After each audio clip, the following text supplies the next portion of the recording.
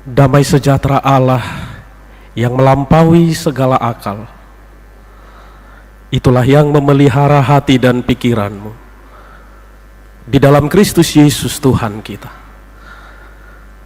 Amin. Bapak, Ibu, Saudara terkasih dalam nama Yesus Kristus, firman Tuhan bagi kita pada minggu hari ini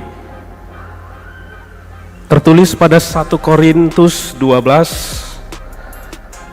ayat 12 sampai ayat yang ke-20. Demikian isi firman Allah. Karena sama seperti tubuh itu satu dan anggota-anggotanya banyak, dan segala anggota itu sekalipun banyak merupakan satu tubuh, demikian pula Kristus. Sebab dalam satu roh kita semua, baik orang Yahudi maupun orang Yunani, baik budak maupun orang merdeka, telah dibaptis menjadi satu tubuh, dan kita semua diberi minum dari satu roh. Karena tubuh juga tidak terdiri dari satu anggota, tetapi atas banyak anggota. Andai kata kaki berkata, karena aku bukan tangan, aku tidak termasuk tubuh, jadi benarkah ia tidak termasuk tubuh? Dan andai kata telinga berkata, karena aku bukan mata, aku tidak termasuk tubuh, jadi benarkah ia tidak termasuk tubuh? Andai kata tubuh seluruhnya adalah mata, di manakah pendengaran? Andai kata seluruhnya adalah telinga, di manakah penciuman? Tetapi Allah telah memberikan kepada anggota masing-masing secara khusus suatu tempat pada tubuh seperti yang dikehendakinya. Andai kata semuanya adalah satu anggota, di manakah tubuh? Memang ada banyak anggota, tetapi hanya satu tubuh. Demikian pembacaan isi firman Allah. Saudara terkasih, shalom bagi kita sekalian. Sebelum kita lebih jauh mendengar firman saat ini, terlebih dahulu saya memperkenalkan diri Amang Inang, saudara terkasih. Sebagaimana di warta gereja kita di stensilan, saya pendeta Pesta Jandri Marga Manurung, Mama Borusitorus, dan saya melayani sebagai pendeta fungsional di HKBP Sukajadi, Amang Inang. Tuhan Yesus memberkati kita sekalian dalam setiap aktivitas kita ke depannya. Bapak, Ibu, Saudara terkasih, bukan hal yang baru lagi pastinya khotbah tentang seruan kebersamaan, merajut kebersamaan atau kesatuan di tengah berbagai perbedaan. Bukan soal secara teori, bukan soal secara khotbah, tetapi sudah memang real kita hadapi dalam kehidupan sehari-hari yang namanya perbedaan. Tapi ketika saya boleh baca beberapa sumber, dan kemudian saya lihat di Google juga, banyak sekali analogi yang muncul, atau mungkin juga ilustrasi yang muncul untuk mendorong orang terus menghargai perbedaan,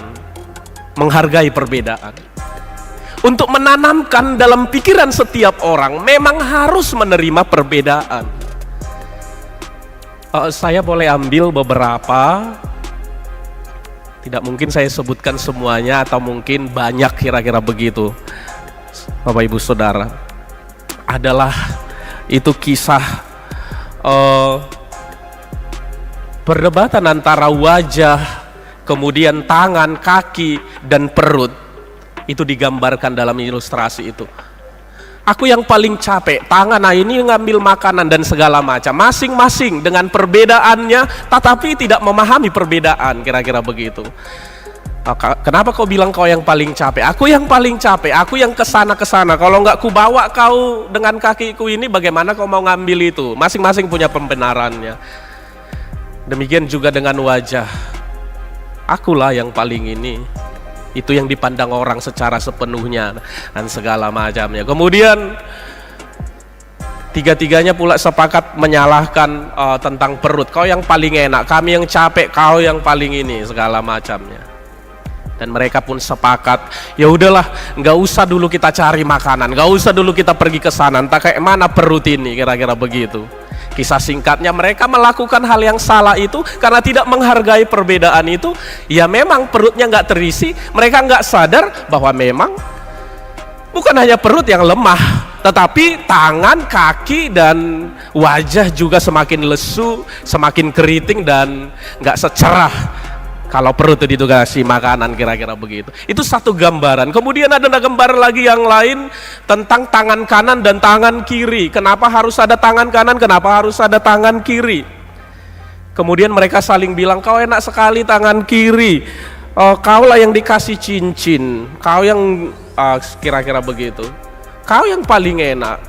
Langsung kira-kira perbandingan begitu. Kenapa kau bilang aku yang paling enak? Kalau datang pejabat, kau yang nyalam, aku disembunyikan. Kemudian kalau aku pegang makanan dengan tangan kiri, malah dipukul, malah dimarahi. Kau kenapa pegang dengan tangan kiri, kira-kira begitu. Secara umumnya, kaulah yang paling enak. Ternyata mereka sebenarnya harus menghargai perbedaan yang ada itu karena masing-masing ada fungsinya. Itu dua kisah yang singkat, dan kemudian ada lagi beberapa. Kalau kita pergi ke Candi Borobudur, ada di sana ukiran satu ekor angsa tapi dua kepalanya, ada yang panjang kemudian ada yang pendek, tapi satu ekor, ada yang panjang kemudian ada yang pendek, kira-kira begitu. Ini digambarkan di situ, yang panjang ini bebas sekali ngambil makanan, yang pendek ini menderita sekali. Kemudian bagilah aku, kira-kira begitulah komunikasi yang panjang dengan yang pendek. Yang panjang ini nggak mau pula dan segala macamnya, kira-kira gitu.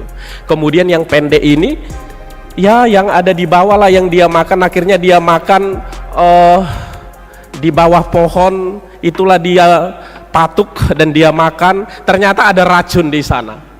Ketika dia makan, kemudian ternyata Bapak Ibu Saudara, masuk juga ke perut yang sama karena badannya sama. Akhirnya yang kepala yang tadi paruhnya panjang itu sama juga sama yang pendek, sama-sama jadi mati, kira-kira begitu. Dan masih banyak yang lain. Kalau kita lihat buku-buku, sumber dan segala, mungkin di Google juga langsung muncul banyak sekali, dan motivasi dan inspirasi tentang merajuk kesatuan di tengah perbedaan banyak, boleh kita lihat di YouTube atau di media-media lainnya.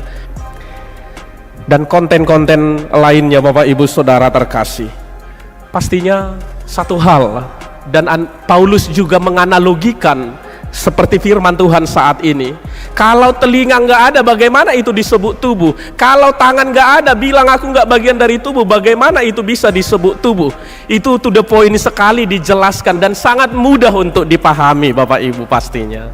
Seperti yang disampaikan oleh Paulus ketika dia berada di Efesus, dia sampaikan ke jemaat Korintus. Pastinya saat itu karena ada masalah di Korintus, sehingga Paulus serukan itu. Dan kemudian bukan hanya masalah itu yang disoroti oleh Paulus, tapi bibit-bibit pemicu perbedaan, perpecahan, mengucilkan orang lain, supaya ini boleh dimengerti oleh orang-orang percaya pada saat itu. Oleh karena itu Bapak Ibu Saudara terkasih, Paulus membawa pada satu pemahaman dan satu pengenalan. Kita semua berbeda, tapi kita adalah satu tubuh di dalam Kristus, ento Kristo. Di dalam Kristus, memandang perbedaan harus berangkat bahwa kita sama-sama adalah dalam satu baptisan. Itu yang dikatakan pada firman saat ini, bahwa kita semua berasal dari Tuhan dan dibaptis di dalam Tuhan. Tidakkah ada ketika dibaptis airnya untuk orang yang ini berbeda, sama semua dibaptis. Bukan berarti kalau dia agak begini maka airnya agak 5 kali lah, atau mungkin airnya harus lebih enak atau lebih apalah. Semua sama, itu gambaran kecilnya kira-kira begitu. Artinya tidak ada hal yang boleh kita permasalahkan, karena kita semua adalah sama di hadapan Tuhan. Dan karena itulah kalau ada orang kena RPP amanginang, hona ruhut parmahanio pamisangodo, tidak ada hak kita untuk menghakimi atau memandang langsung sangat negatif tentang dia. Karena apa? Kita satu tubuh. Ketika dia salah, maka tubuh yang lain harus merasa. Oleh karena itu, kita harus merasa, jangan-jangan tidak saya ingatkan. Itu poin yang harus kita arahkan ke diri kita. Poin dari bagaimana kita satu rasa, memahami perasaan yang lain, bukan mau mempermalukan, bukan segala macamnya, tidak. Tapi bagaimana kita Bapak Ibu Saudara terkasih, ketika seseorang terjatuh, ketika seseorang di RPP, bukan tahap untuk mempermalukan dan segala macam, tapi bagaimana kita tanya ke diri kita, apa peranan saya? Mungkin bukan langsung jumpa, bagaimana saya mau jumpa, kenal aja enggak dan segala macam. Tapi jangan pernah niat untuk mempermalukan sehingga dia dibedakan. Bukan membedakan yang namanya RPP, tetapi Bapak Ibu Saudara adalah mau menyatakan bahwa kita harus saling mengingatkan, mengajak untuk perubahan lebih baik, karena itu adalah bagian dari diri kita, Bapak Ibu Saudara terkasih.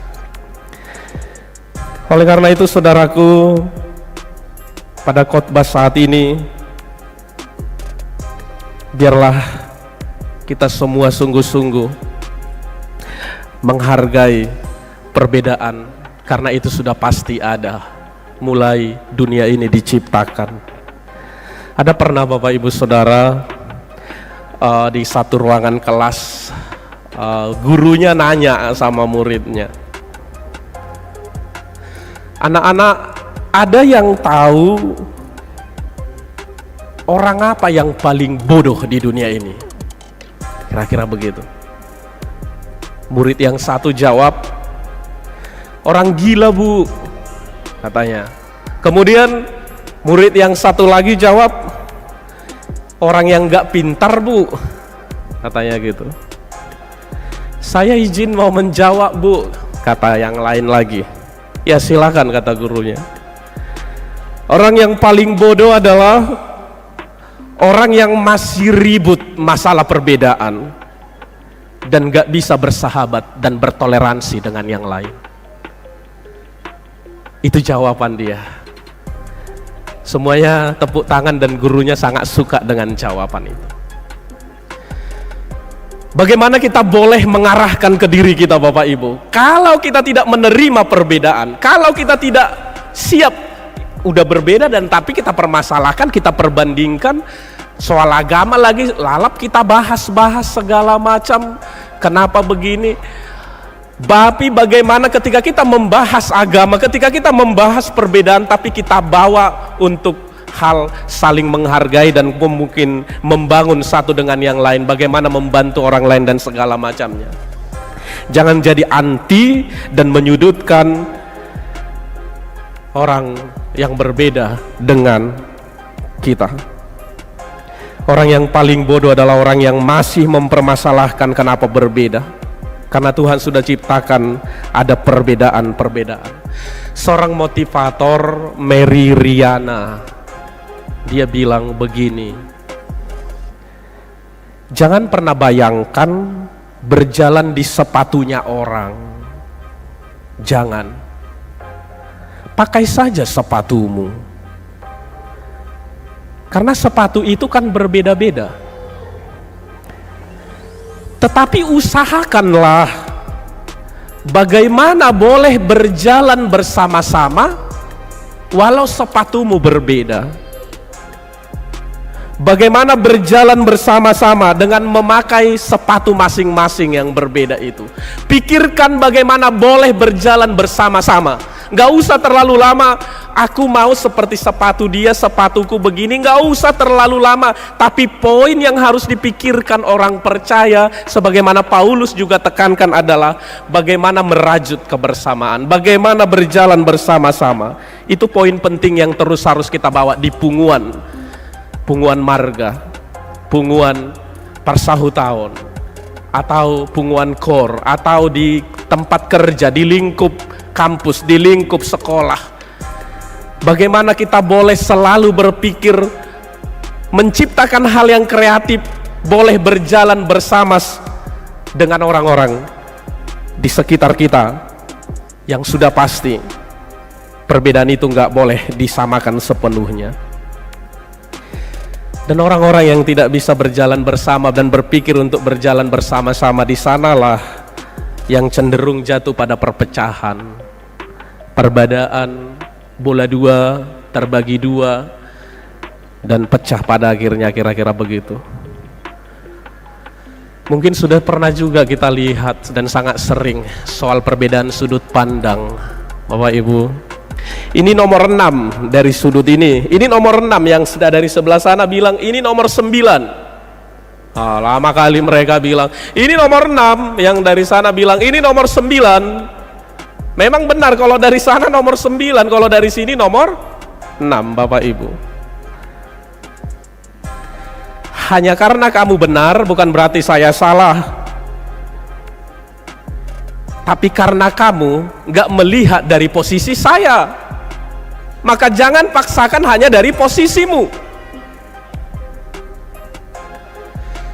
Anak-anak muda mungkin bisa aja begitu. Jeleknya pacar dia itu ya, padahal dia cantiknya, kok mau dia? Itu sudut pandang yang bilang itu gitu. Sudut pandang si cewek yang cantik itu, yang milih pacarnya yang itu ganteng bagi dia.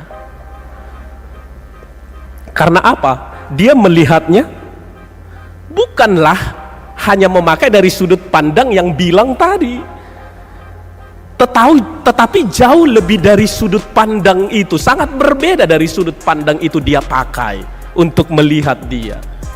Karena masing-masing banyak sekali sudut pandang dan analisanya.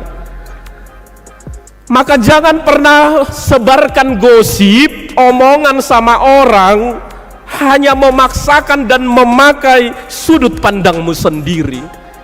Ini pemicu perpecahan. Ini pemicu terbelah dua.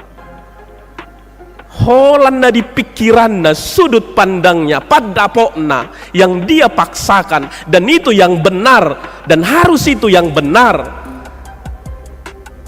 Pemicu perusak segala macam perbedaan yang seharusnya memang itu sudah ada. Oleh karena itu Bapak Ibu Saudara, pentingnya bagi kita melihat dari sudut pandang yang berbeda, menerima sudut pandang yang berbeda, supaya kita tetap bisa berjalan bersama-sama. Jangan hanya pandang dari analisamu sendiri, tapi belajarlah juga untuk menyesuaikan dengan sudut pandang orang lain. Saya yakin kaum ibu, Soripada, Inang juga adalah ketika ada perbedaan pendapat, karena ini yang paling dekat dengan kita. Berbeda pendapat todo, dan ini sebenarnya pemicu gabe pecah dua. Tapi prinsip untuk tidak mempersoalkan secara panjang perbedaan yang ada. Apalagi kalau di punguan misalnya ya kan Inang, berbeda pendapat amatah dohot dongat tubuna ya kan Inang, berbeda romanean hamu Inang songon Soripada harus bilang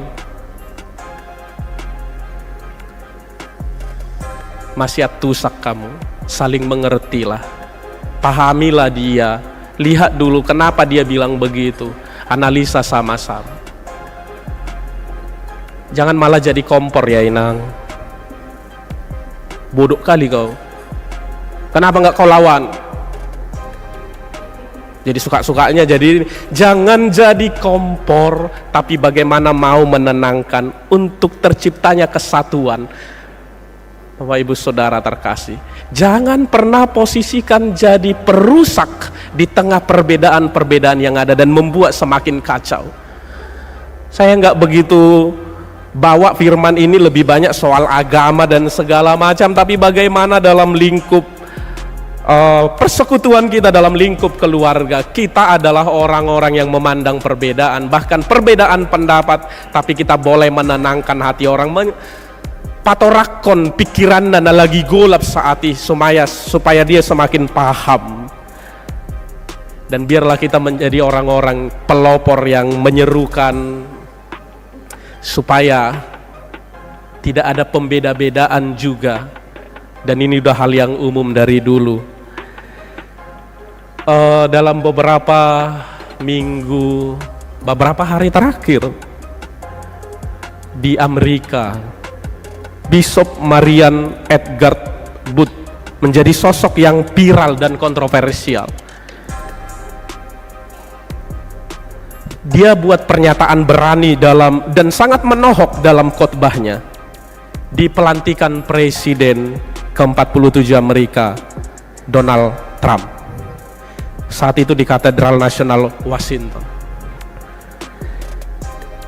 Dia dalam khotbahnya bermohon dengan tegas saat itu kepada Presiden Trump tentang belas kasih dan kepedulian. Belas kasih dan kepedulian kepada masyarakat yang sedang ketakutan. Saat ini banyak orang yang takut akan keselamatan mereka dan akan keberadaan mereka di Amerika setelah kembalinya Trump ke puncak kekuasaannya. Tapi Bishop itu bilang dalam khotbahnya, biarlah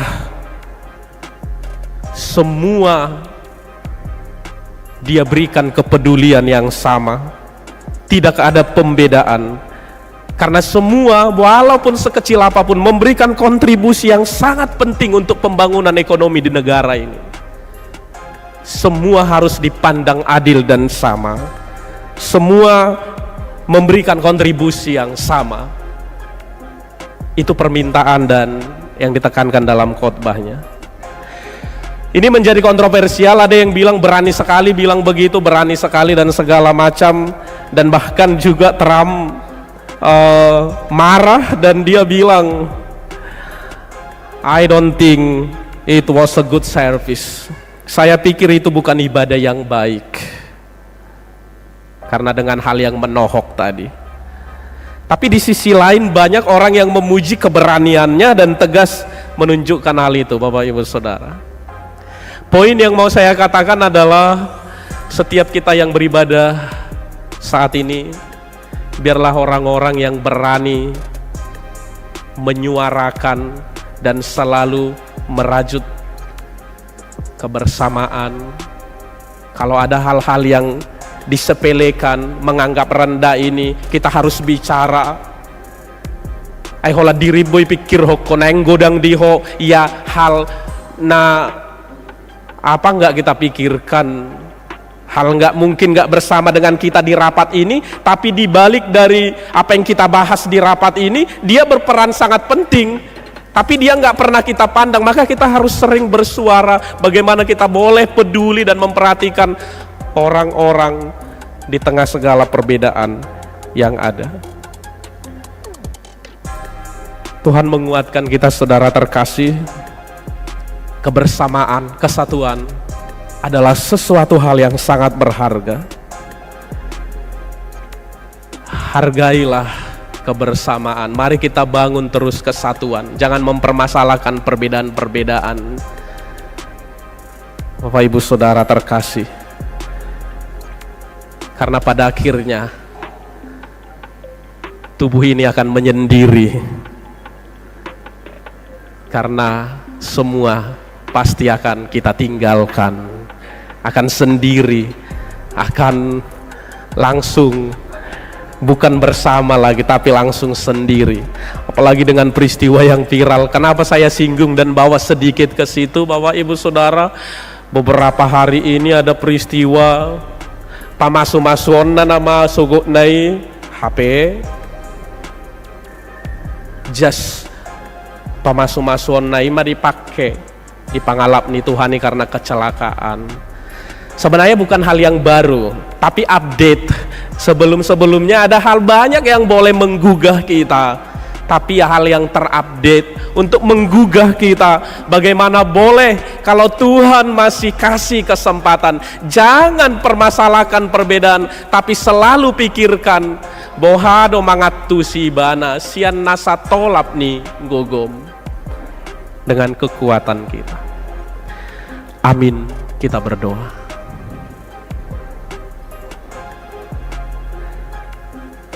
Terima kasih Tuhan atas firman-Mu yang telah mengingatkan kami